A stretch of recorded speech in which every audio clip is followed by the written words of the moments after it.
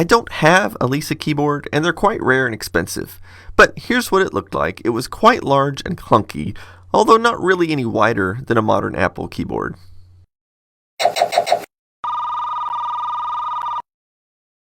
So this is the original Macintosh keyboard. It's kind of tall, and notice that it has no arrow keys, no function keys, and no number pad. Apparently, Steve Jobs believed that everyone would use the mouse for everything except typing. It uses an RJ11 type connector similar to a phone cord. The mouse actually had its own separate connector and did not connect to the keyboard at all. There's an echo. I've never heard a keyboard echo before. This is the Apple Desktop Bus keyboard. As the name suggests, this was the first keyboard to use the new connector type, which allowed many devices such as a mouse to daisy chain off the keyboard. The keys themselves have a resemblance to the Apple IIc keyboard. This is a favorite among collectors and also uses old-fashioned mechanical switches like this. This is also the first keyboard to include the power button. The caps lock is in an odd place, most likely following the design of the Apple IIe series. This also includes the strange arrow key arrangement that was also standard on the Apple IIe.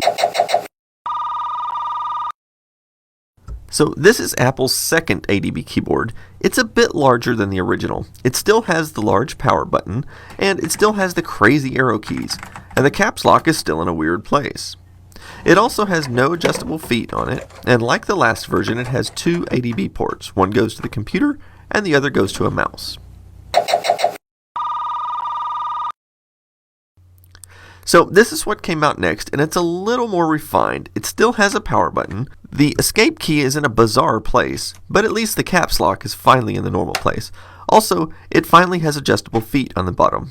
This is Apple's first keyboard to use the membrane-style mechanism rather than individual mechanical switches.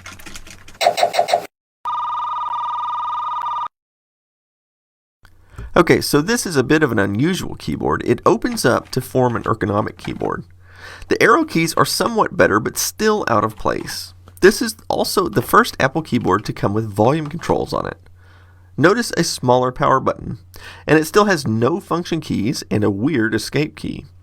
The caps lock finally went to a light-up style, and you do get adjustable feet.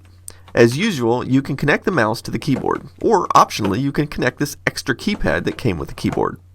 And then the mouse connects to the keypad. And finally, you do get an inverted T arrow key arrangement.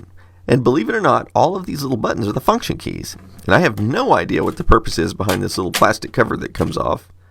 And the keypad also has adjustable feet. This monstrosity. Okay, so this was Apple's more professional style keyboard. It looks a lot like an IBM style keyboard from that time period. It has a proper arrow key arrangement, and may be the only Apple keyboard ever to have print screen and scroll lock buttons.